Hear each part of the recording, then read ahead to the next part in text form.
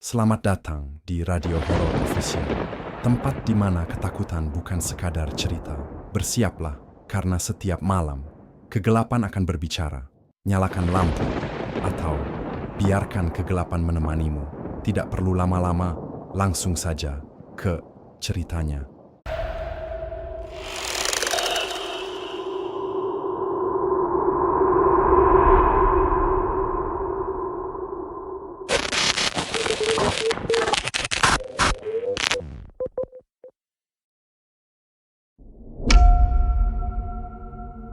Langit sore di wilayah Tegal mulai menghitam saat mobil tua Raka melewati jalanan desa yang mulai rusak.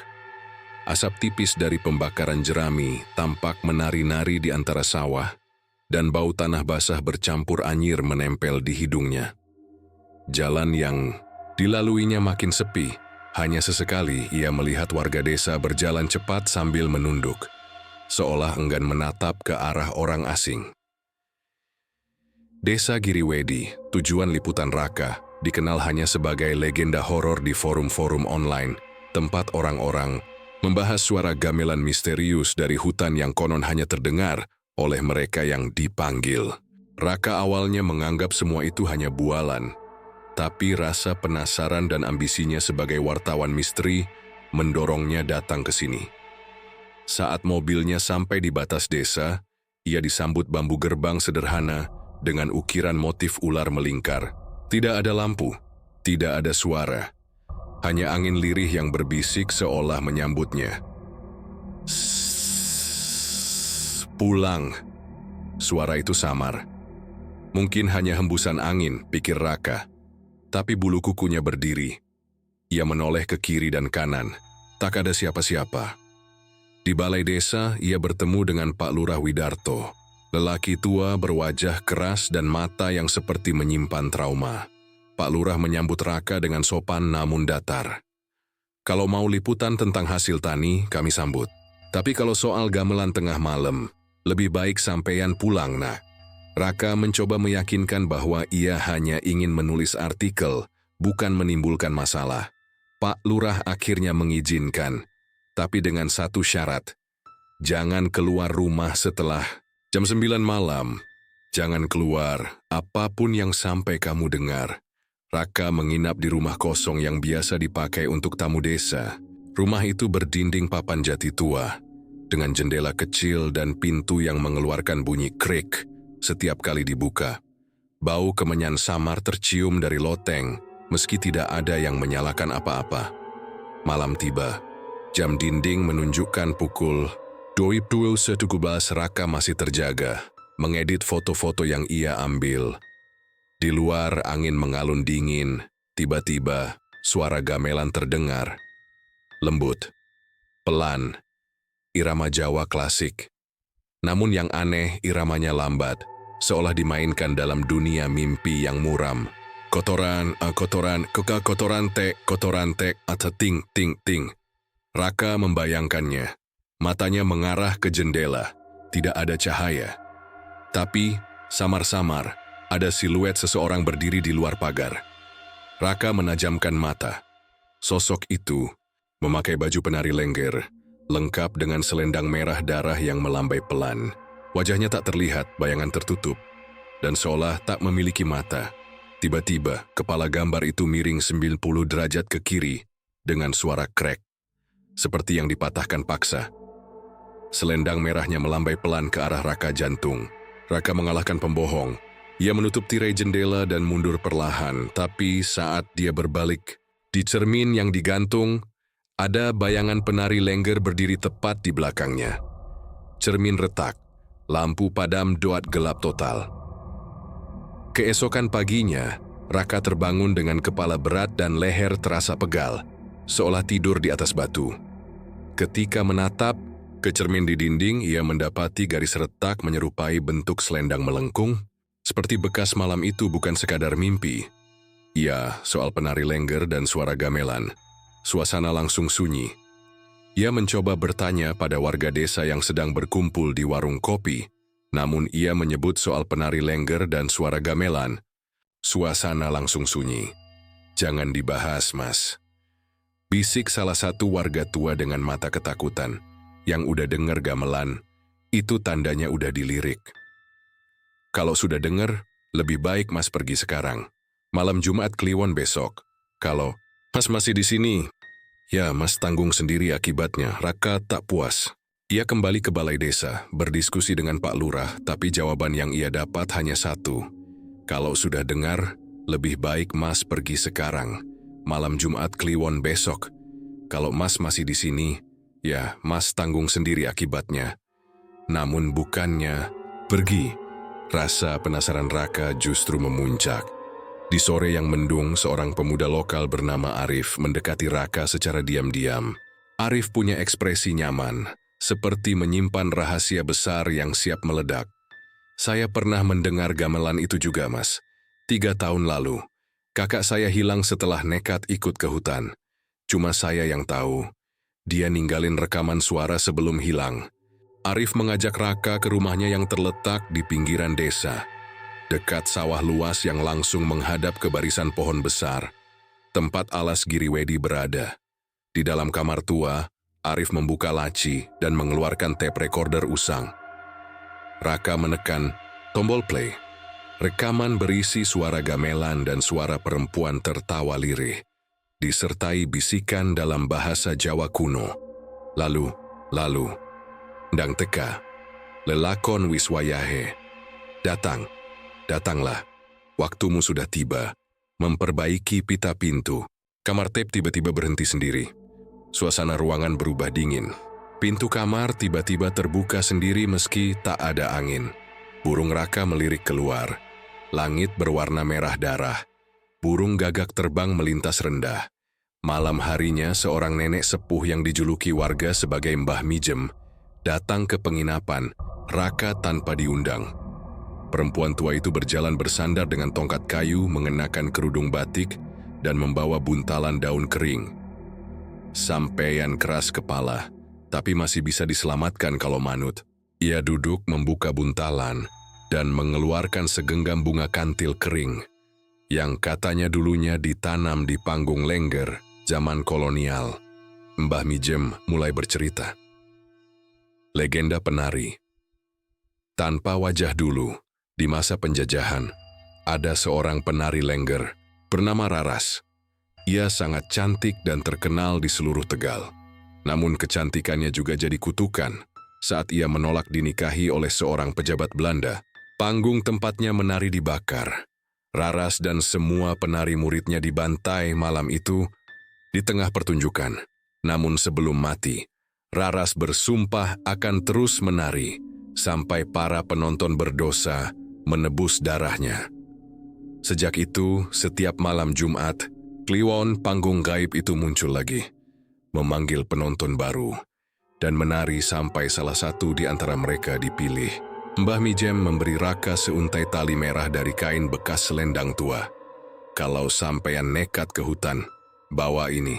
Tapi ingat, jangan pernah menatap wajah penari lengger. Jangan sekali-kali.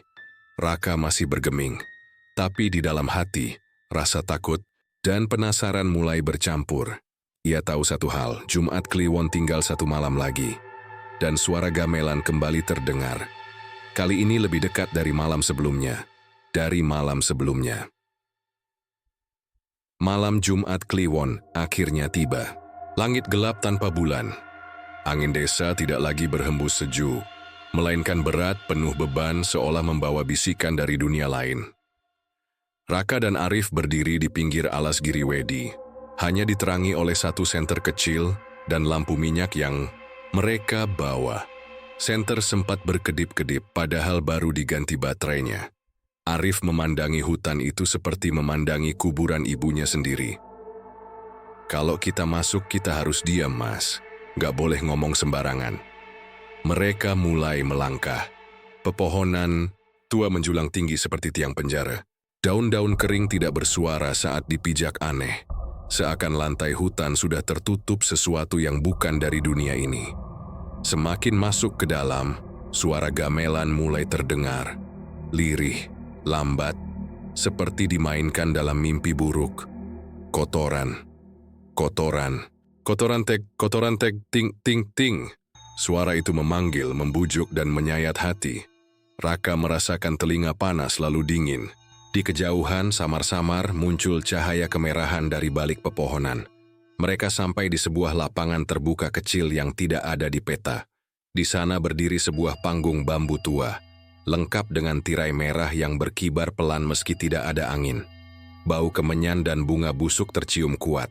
Lantai panggung basah oleh sesuatu yang gelap dan lengket. Darah lama. Lalu muncullah sosok itu. Dari balik tirai, seorang penari lengger melangkah keluar dengan gerakan halus. Bajunya mewah tapi masih mengingatkanku. Namun wajahnya tidak. Ada Bon, tempat wajahnya hanya kulit datar, licin seperti lilin meleleh. Ia menari dengan gerakan lambat dan anggun, sesekali berbaring ke arah yang tidak manusiawi, seperti tulangnya yang lemah. Gamelan iringan terdengar semakin cepat. Suara kendang seperti jantung berdetak keras. Raka berbaring. Arif menariknya sambil berbisik keras. "Mas, jangan lihat mukanya, tunduk," tapi terlambat. Raka sudah menatap langsung ke wajah kosong itu. Penari itu berhenti menari pel miring. Kepalanya miring perlahan ke kanan, ke kiri, lalu menatap lurus ke arah Raka dengan lubang hitam yang mulai terbentuk di tengah wajahnya. Tiba-tiba, penonton muncul di bangku panggung ratusan, atau ribuan. Semua tanpa wajah, semua diam. Salah satu di antara mereka berdiri, Arif. Tapi Arif tidak sadar, matanya kosong. Ia melangkah naik ke panggung seperti dipanggil kekasihnya sendiri. "Arif," seru Raka panik. Tapi panggung mulai bergetar pilih. Suara gamelan memekik melengking seperti teriakan kesakitan. Selendang merah si penari melayang ke udara dan melilit leher Arif dengan gerakan secepat kilat. Berderak, namun saat jatuh tubuhnya yang tersisa saja leher Arif terpuntir. Tubuhnya roboh. Namun saat jatuh tubuhnya menghilang seperti debu. Yang tersisa hanya selendang merah basah. Dan suara tawa lirih menggema dari pepohonan. Raka lari. Napasnya tersengal. Hutan seperti tak berujung. Di belakangnya gamelan masih berbunyi. Tapi kali ini diiringi suara perempuan bernyanyi. "Nyanyikan, sopo nyawang, bakal ilang. Nyanyikan melu nari, ora bali." Ia berhasil keluar dari hutan. Saat azan subuh menggema dari kedamaian. Lututnya gemetar, wajahnya pucat. Tapi dia hidup. Dan di tangan ia membawa selendang merah. Selendang itu terus bergerak pelan meski angin sudah berhenti. Pagi ini, desa Giriwedi seperti kembali normal. Ya, seperti kembali normal. Ayam berkokok. Anak-anak kecil berlarian di pematang sawah. Tapi hanya Raka yang tahu. Ada yang tidak beres. Ia duduk bersandar di beranda rumah penginapan, memegang selendang merah basah yang ditemukan setelah kematian Arif semalam.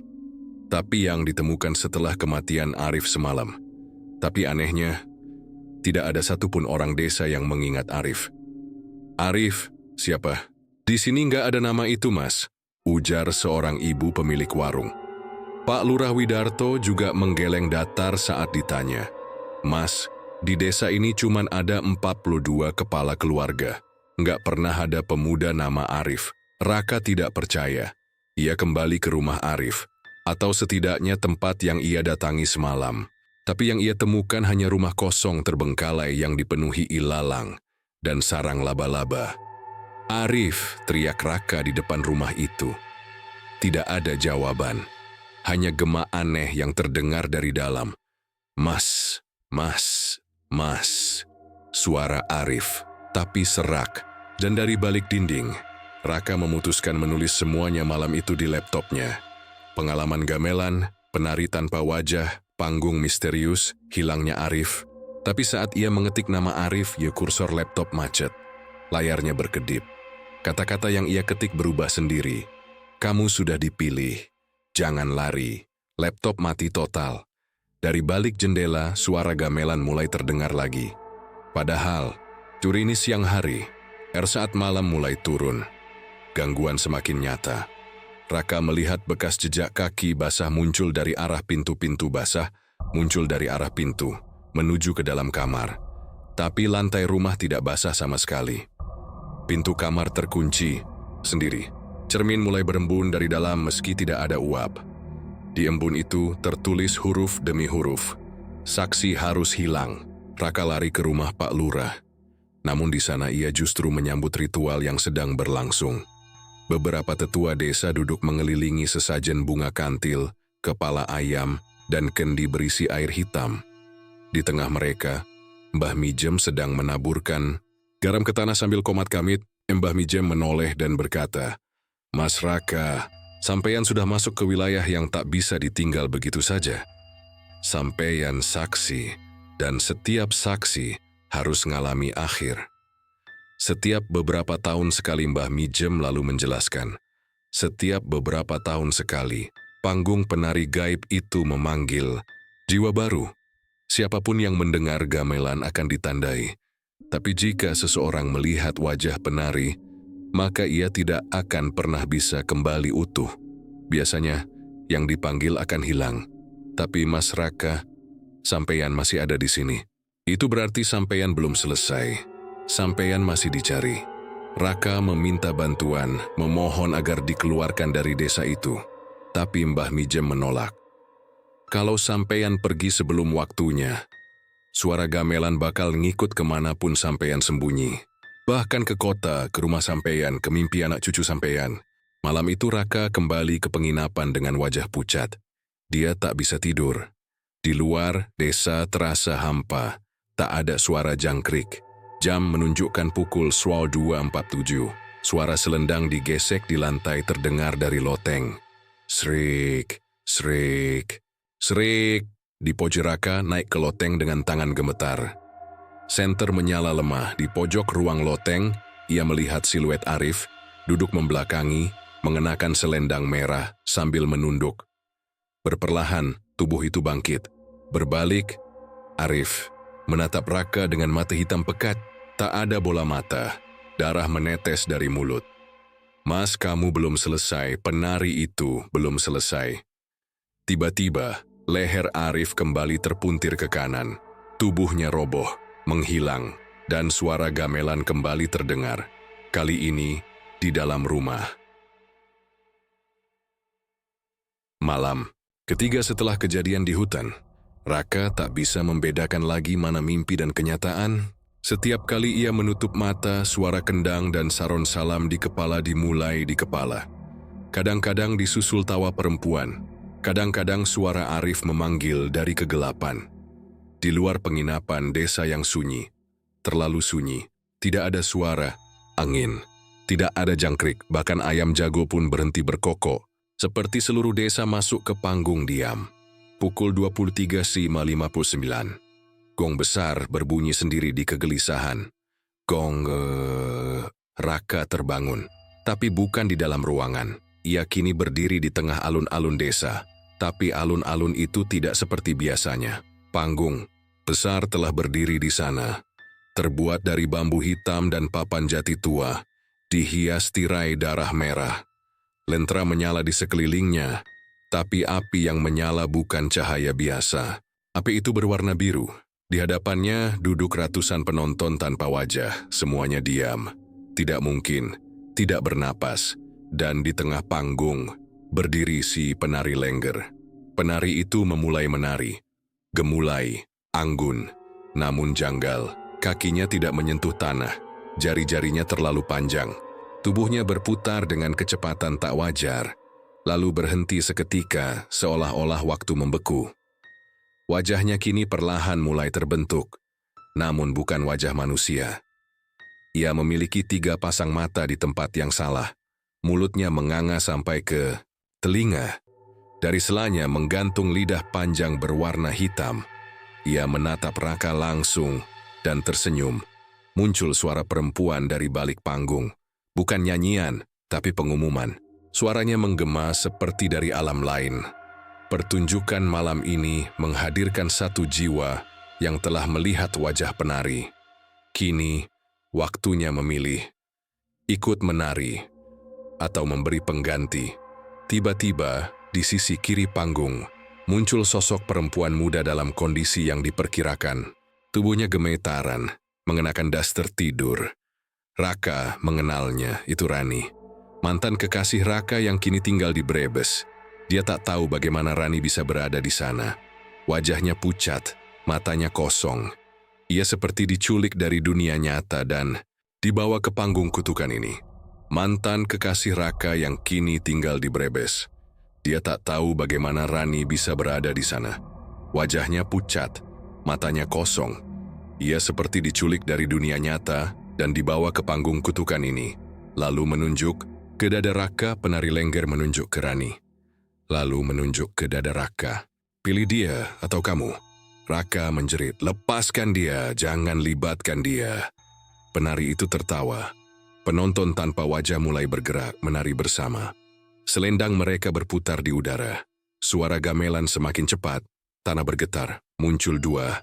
Selendang merah melayang di udara. Satu mengarah ke Raka, satu mengarah ke Rani. Jika Raka memilih diam, Rani akan dibawa. Jika ia menggantikan Rani, maka jiwa sendiri akan terikat pada panggung itu selamanya. Tapi belum sempat ia memutuskan. Langit pecah oleh petir. Suara gamelan berhenti. Panggung meledak cahaya merah. Tiba-tiba semuanya gelap. Raka terbangun. Ia kembali ke kamar penginapan. Nafas terengah-engah. Keringat dingin mengucur deras, tapi di bawah tempat tidurnya ada sehelai selendang merah basah dan secarik kertas disajikan tangan. Malam Sabtu pahing. Pementasan terakhir. Pilihannya tak bisa dihindari. Raka tahu waktunya sudah dekat. Sejak pagi, langit Giriwedi memerah seperti terbakar dari dalam awan. Para warga berjalan dalam diam, tidak menyapa, tidak menoleh. Seolah mereka semua telah tahu nasib Raka dan menerima. Mbah Mijem datang sebelum maghrib membawa sebuah kendi tanah liat dan pisau kecil berkarat. Kalau jenengan masih mau memilih, malam ini terakhir. Tapi setiap pilihan ada tumbalnya, Leh. Jika kamu memilih menari, jiwamu akan terikat tapi Rani selamat. Jika kamu menolak, panggung akan memilih sendiri. Dan itu berarti korban akan lebih dari satu. Raka tak menjawab. Ia hanya menggenggam selendang merah yang telah bersamanya sejak malam Arif menghilang. Kini selendang itu hidup, kadang bergerak sendiri, kadang membisikkan suara-suara dari dimensi lain. Pukul 1 konsi dini hari. Alun-alun desa kembali dipenuhi kabut dan cahaya aneh. Panggung muncul, tapi kali ini lebih besar. Tingginya hampir menyentuh pohon beringin tua. Ada 3 penari kini berdiri di atasnya. Semua tanpa wajah. Penonton datang dari segala penjuru, tidak hanya warga desa, tapi juga orang-orang yang telah lama mati, termasuk Arif. Ia duduk di baris pertama. Tubuhnya membusuk, tapi ia tersenyum pada Raka. Lalu muncullah Rani. Di tengah panggung, mata tertutup, tangan terikat. Di depannya sehelai selendang merah tergantung dari tiang bambu, meneteskan darah. Suara gamelan mulai lagi, dung, dung, dung, ting, ting. Penari pertama mulai bergerak. Kepalanya berputar 180 derajat. Penari kedua mulai menari sambil menyayat tubuh sendiri. Penari ketiga yang tertinggi berjalan perlahan ke arah Raka dan menyerahkan selendang merah padanya. Waktumu memilih. Dalam bisikan gamelan, Raka akhirnya melangkah ke atas panggung. Kakinya berat, tapi ia tahu hanya ini cara menyelamatkan Rani. Ia kenakan selendang merah itu. Ia mulai menari. Tubuhnya bergerak pelan. Tidak seluas penari lengger biasa, tapi panggung menerima. Satu demi satu wajah penonton memudar. Mereka menghilang seperti bayangan mimpi. Penari-penari lain berhenti. Gamelan semakin cepat. Saat tarian mencapai puncak, darah mengalir dari mata Raka. Tapi ia terus menari. Tubuhnya terangkat dari tanah. Rani dibebaskan. Tubuhnya roboh ke tanah. Napas kembali normal. Tiba-tiba, panggung meledak dalam cahaya. Merah membara. Raka menghilang. Yang tersisa hanya sehelai selendang merah tergantung di tiang panggung yang kini hancur. dan di antara puing bambu dan sisa dupa, terdengar sekali lagi suara penari gaib itu. Lengger terakhir sudah ditentukan. Sampai panggung ini dibangun lagi. Epilog. 5 tahun kemudian, seorang pemuda dari luar kota datang ke Giriwedi. Ia seorang vlogger horor tertarik dengan legenda tari kutukan yang viral di internet. Di tengah hutan, ia menemukan panggung kayu tua yang hampir tertutup tanah dan akar, dan di atasnya, sehelai selendang merah masih tergantung. Suara gamelan mulai terdengar lirih. Dan begitulah akhir dari kisah kutukan paling kelam di pelosok Tegal. Kutukan Alas Giriwedi. Sebuah tarian yang tak bisa ditolak, sebuah panggung yang akan terus dibangun ulang setiap kali jiwa baru dipanggil. Dan ingat, kalau kalian suatu hari mendengar suara gamelan di tengah malam, padahal kalian bukan di Jawa, bukan dekat desa, dan tidak ada hajatan apa-apa, hati-hati. Mungkin kalian sudah dipilih jadi penari berikutnya. Terima kasih sudah mendengarkan cerita malam ini. Buat kalian yang merasa merinding, jangan lupa tunjukkan dukungan kalian dengan cara like video ini, komen kalau kalian pernah dengar kisah serupa di kampung kalian, dan pastinya subscribe biar kalian gak ketinggalan cerita horor terbaru lainnya. Gue pamit dan sampai jumpa di kisah menyeramkan selanjutnya. Selamat malam, dan jangan lupa tutup jendela kalian sebelum tidur.